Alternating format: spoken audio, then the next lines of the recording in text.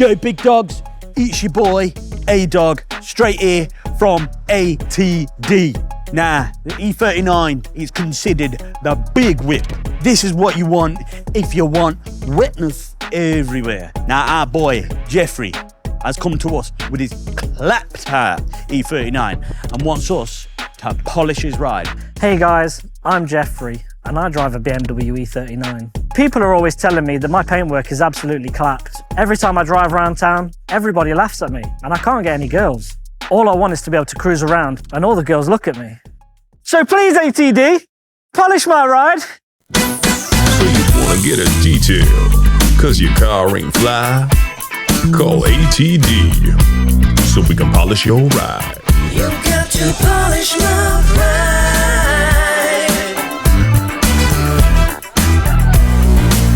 Damn right. You got to polish my ride.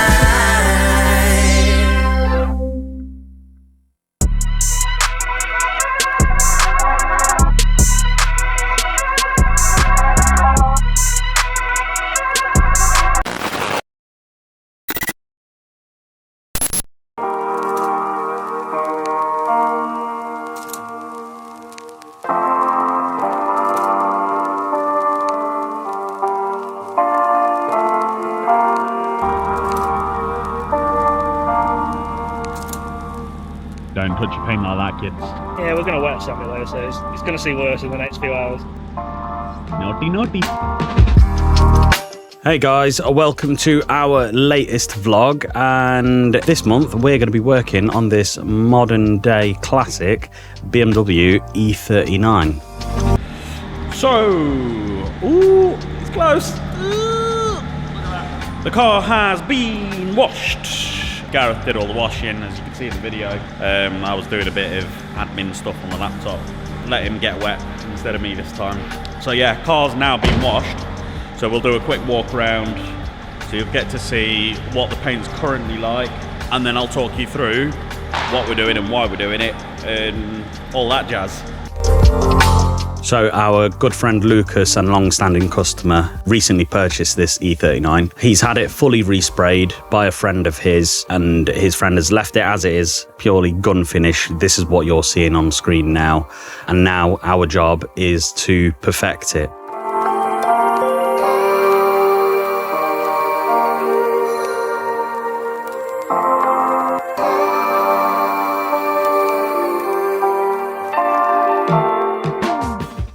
Right, so sanding time. So first things first, what we've done, as you can see here, if you can see it, so it's starting to look like Tron. So yeah, all the high lines, basically where there's any edges, so like along this edge, obviously there's a raised part, there's a swage line that run up and down the bonnet. Same at the top. You can see Gareth has done the top here as well, so around the sunroof, around all the edges. Now the reason we do that, they are high spots, and that is generally where people make mistakes and end up burning through the paintwork, which we don't want to do. So we're going to start off with a heavier grade. So in this case, I'm going to go with 1500 on the bonnet, and we're going to be using a palm sander. Basically that's a 1500 grade, there if you can see it. Yeah, there we go, 1500. So we're going to use that basically to take the high points off the clear coat. Hello, comrades. Hi. I am Dr. Bhartwaj, and this is my not twin brother, Comrade Smith. Thank you, Comrade Smith. Welcome to your ATD science class of 24. We are going to learn the reasons why we don't like orange peel. So firstly, we speak about your car. Your car may have metal bodywork, maybe plastic composite, maybe carbon fiber, as my colleague may demonstrate. So of course, it is covered in primer. This is of course topped up with the color of your car. In this case, purple. But of course, your paintwork is covered with clear coat, or of course some may call lacquer. Now this lacquer provides protection to your car. This clear coat is sometimes not so clear, sometimes maybe not so good. So of course we must fix it. Now a lot of cars, it may have something we call orange peel. Now of course, orange peel is just like the skin of an orange, just like my comrade's favorite fruit, also the color of its hair. Of course, the skin of an orange is very ripply. Just like this, just like your car after respray, or just like your BMW. The reason we remove this, let me show you. Light comes in, and it may refract in many different directions, making it not so clear on your paintwork. We must remove this through a process of wet sanding. With the wet sanding, we remove the top layers of said orange peel, giving us a much smoother surface. Then of course, light can easily enter the clay coat and bounce off into my comrade's eyes, which is why his prescription is so high. Our paint is so clear, of course. He is heavily blinded. I cannot see. He cannot see.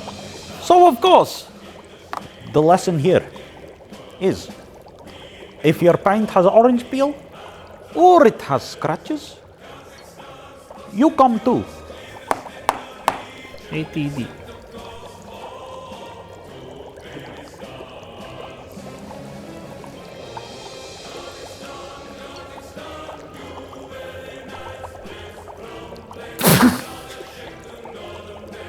let the dust.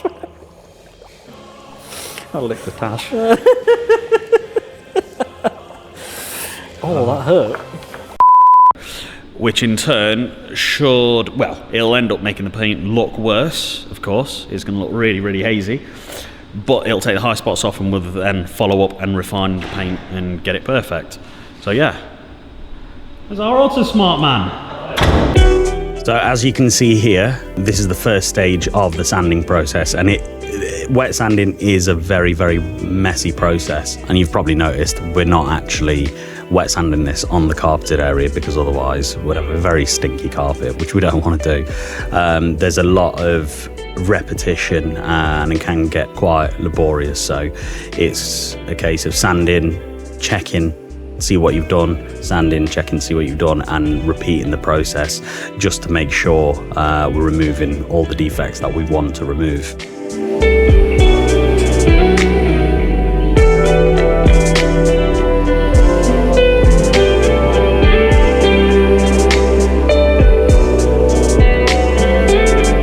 As you can see, after the first sanding process, so this is after 1500, this is where you can actually start to see the little defects in the paint, the bits of dust nibs that might have landed in the paint as it was being clear coated.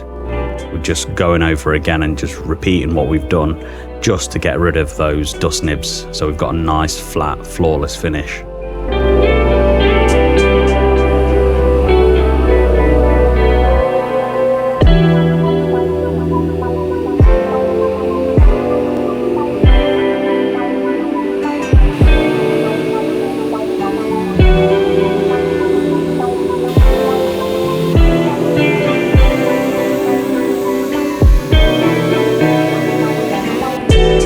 And this is probably the only time a detailer would recommend using a water blade on paintwork.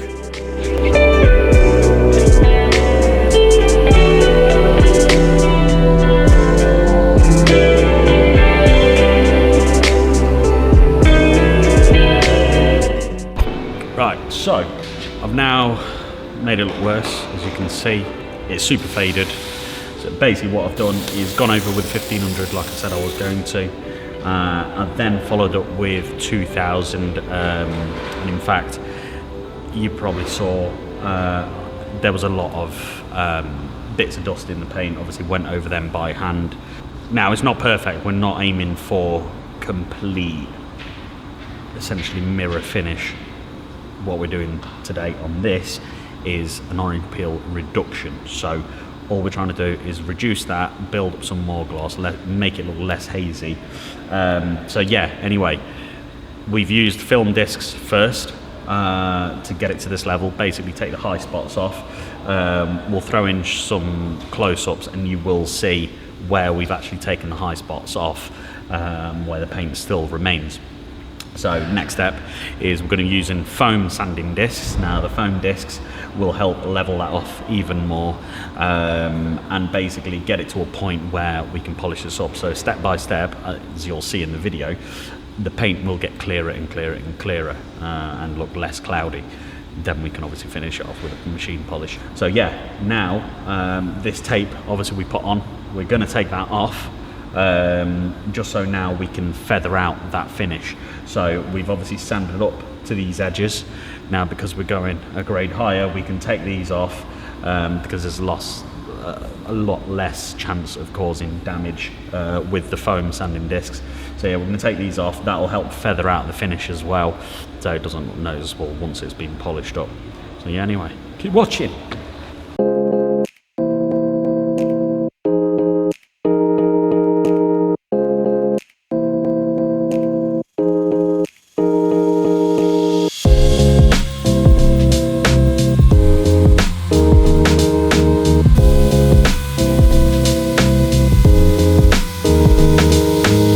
This is why I need an apron, because look at his state of me.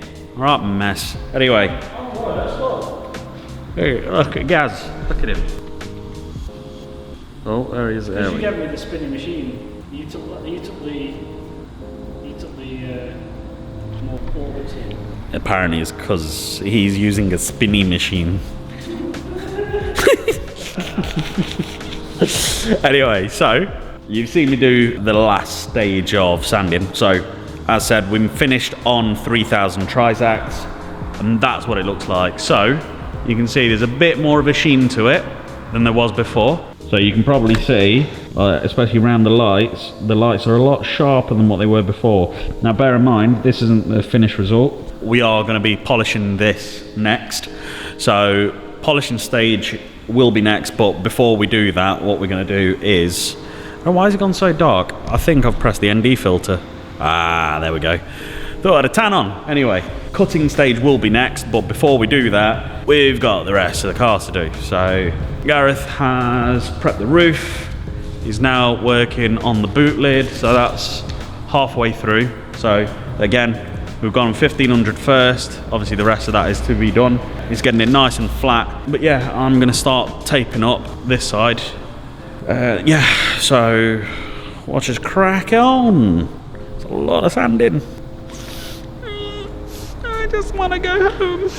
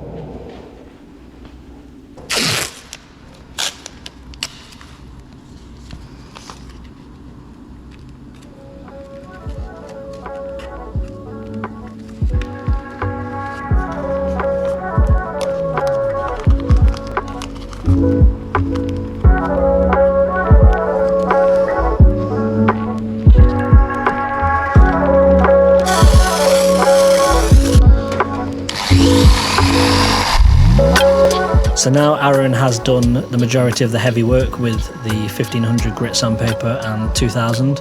I unmasked all of the edges and got to work using the 2000 grit Abralon sanding discs. The reason there are so many steps in this process is to make the final polishing stage a hell of a lot easier. You typically find a lot of body shops will only work up to 1500 grit or maybe 2000 and then hit the car with a polishing stage. But this can lead to sanding marks being left behind or possible burn throughs just because so much heat needs to be built up in the panel to remove the defects.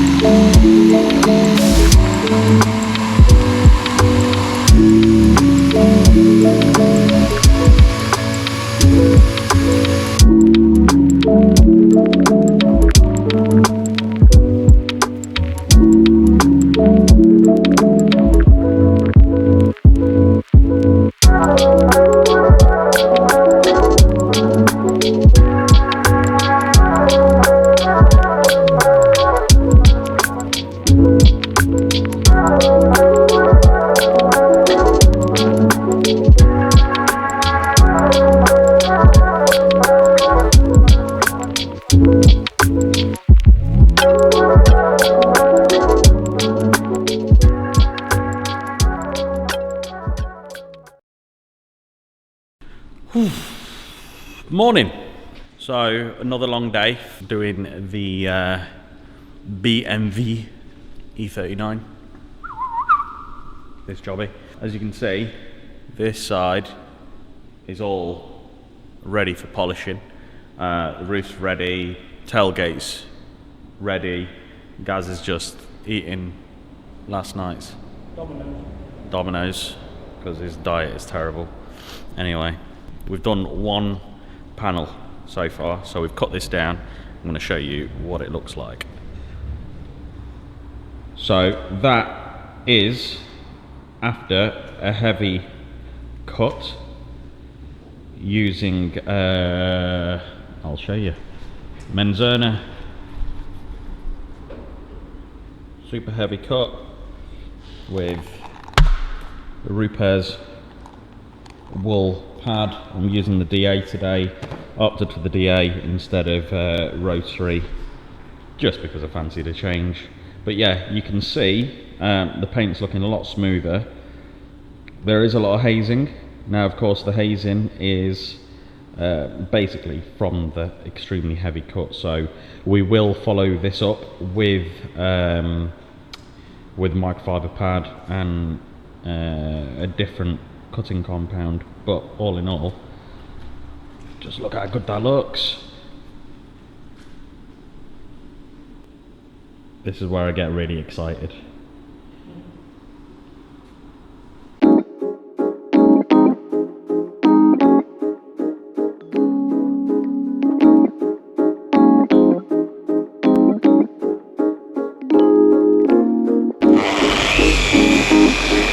So now with all the sanding complete, or most of the sanding anyway, we follow up with the polishing process.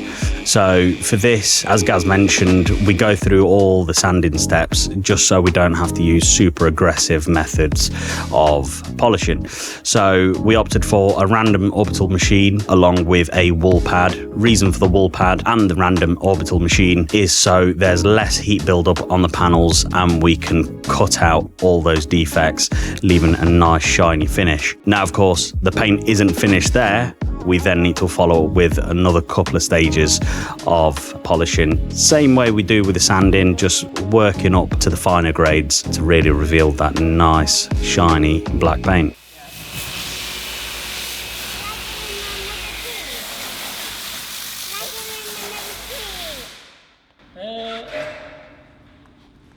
Can she give him another treat?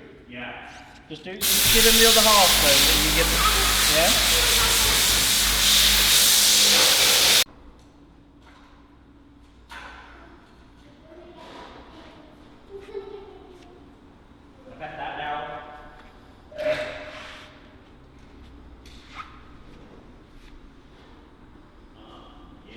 Can you make it out? Yeah, you can.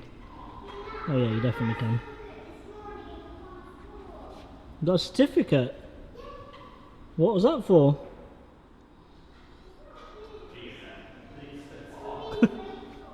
For being a what?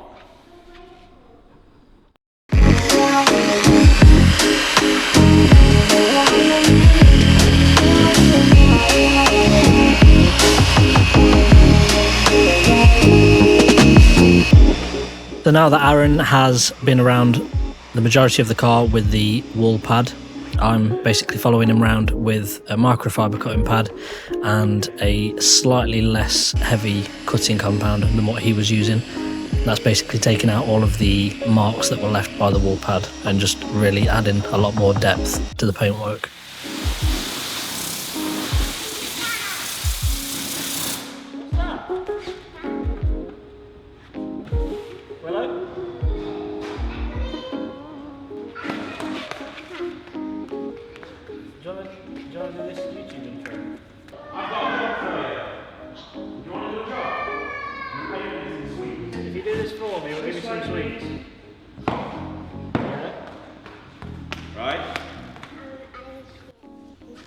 So, the rule is, if you do it, you get 1 bag of sweets. If you do it really well and I'm impressed, you get 2 bags. Yeah? Is that a deal? so We have to shake on it then. So you gotta look at. I'll say it's a deal.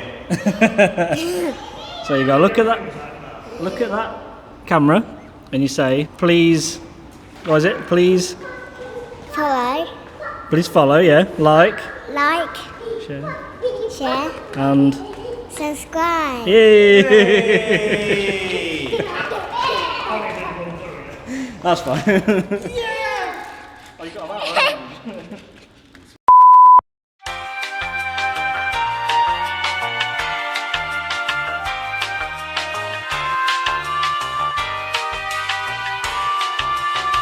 We are at a exclusive Jaguar Owners Club meet. Now, there is a nice array of cars here, which is the owner's personal cars at his grounds. We've got our own stand set up, which is behind the camera, which we'll show you in a minute. And we're here just representing our brand, what we do, because we work quite closely with the club. So we're going to walk you through some of his personal collection and show you what else is here. Let's do it.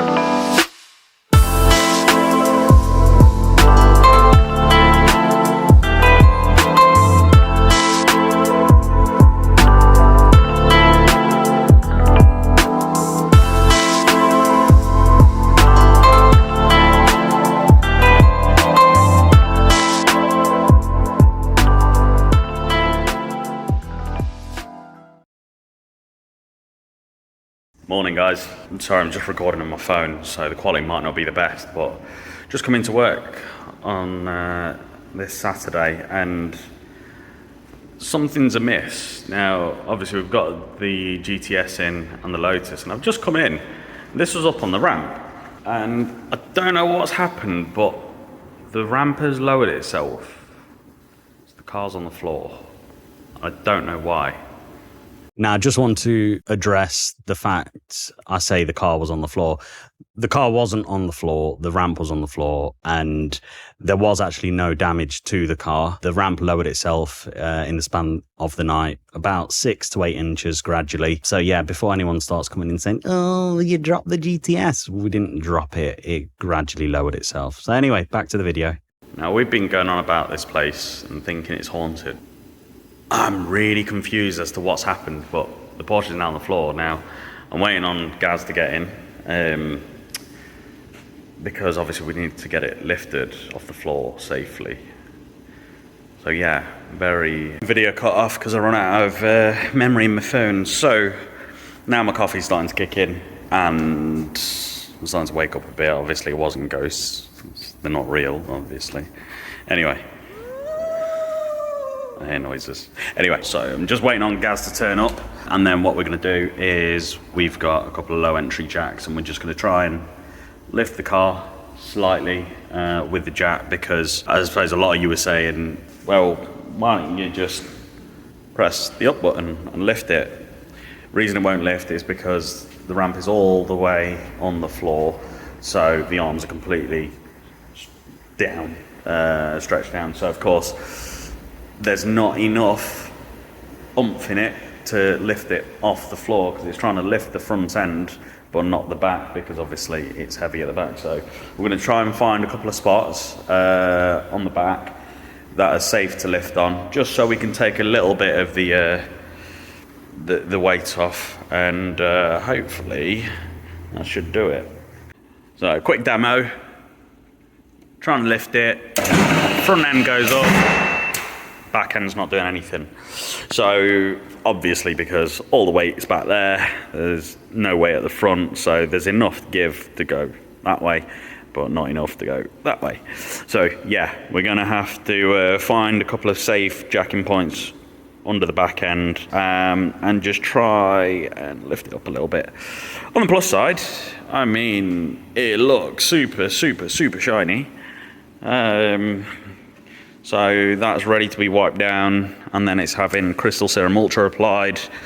The Lotus has had Crystal Serum Ultra applied, and it just looks super glossy. So that's, we've just got a couple of little tickly bits to do just to get it ready for the customer to collect later today. And we've got this cool thing, Toyota Century V12. Straight from Japan. It's just been imported. The paint's seen better days. So yeah, we're going to be giving this some love, bringing it back to life. Just look at the interior. Imagine back in the 90s, Japanese VIPs getting driven around in this. How cool is that?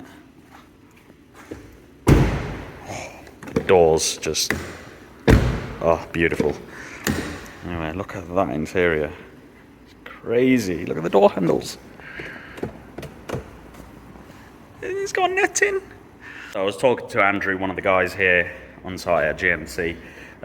He used to work in Japan and was lucky enough to get driven around from hotel to hotel in one of these. And he was saying this netting, they would replace it after each customer or client was taken from drop to drop, so they're changed every day. How cool is that? Anyway, yeah, so we've got that to do, but before we do that, let's get that lifted. So we've found the source of the problem. It's a bloody leaky hydraulic line. Oh dear. Well, that was pissing out, wasn't it? Oh dear. So it's that. Under there, there's a split there in the aluminium, I think. Yeah, that joint is a little fucked. So yeah, oh dear. That's a lot of hydraulic oil. Oh.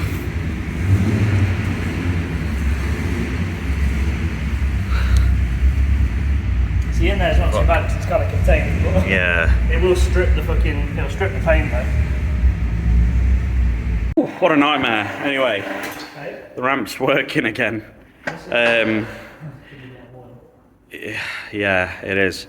Yeah, turns out the obviously this ramp is an older ramp. This is from our old unit, so it's about 8 years old.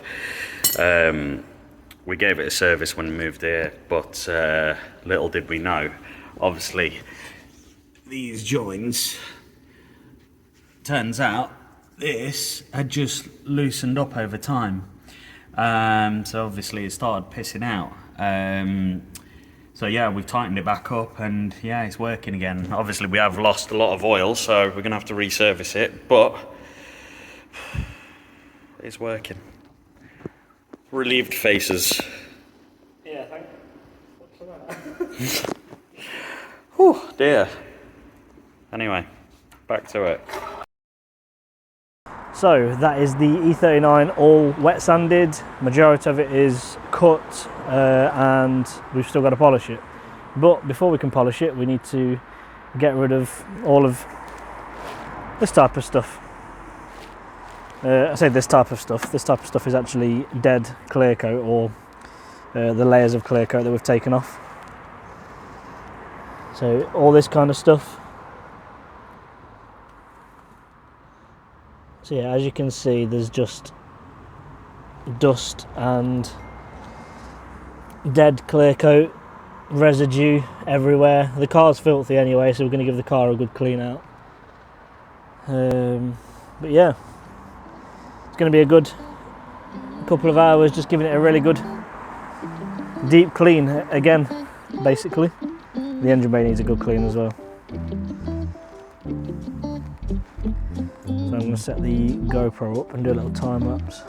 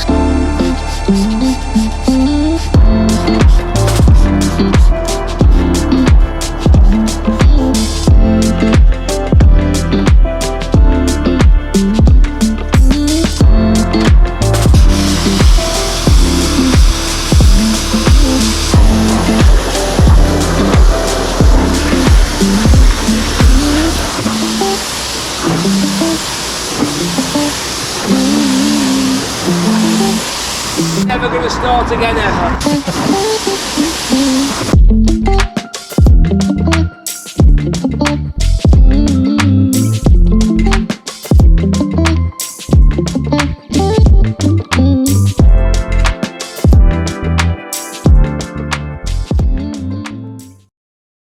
Right, quick update.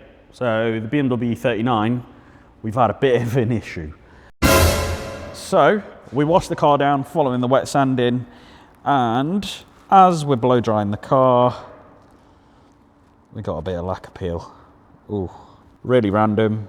There was no stone chips or anything like that. The lacquer just peeled off. Now, it could have come down to baking times, temperature, that sort of thing, but either way, it's going to need repainting. So the boot lid's going to come off. It's going to get taken back to the body shop. They're going to repaint it, bring it back to us. We can wet sand it down, polish it up. But of course, we're gonna have to wait a couple of weeks before we can coat it or anything like that. So anyway, it has slowed the job down, but either way, we can still crack on with the rest of it. So yeah, that's what we're gonna do.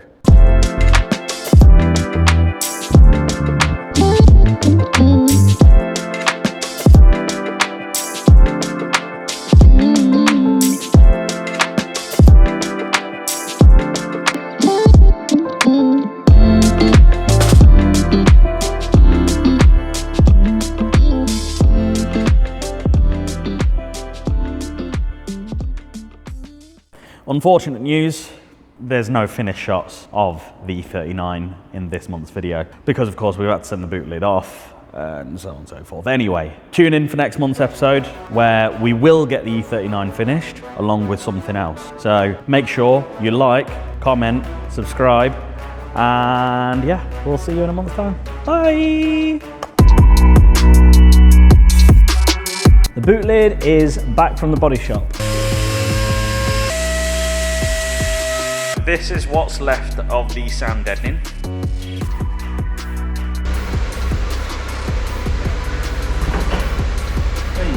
But that's been imported straight from Japan. They're insane.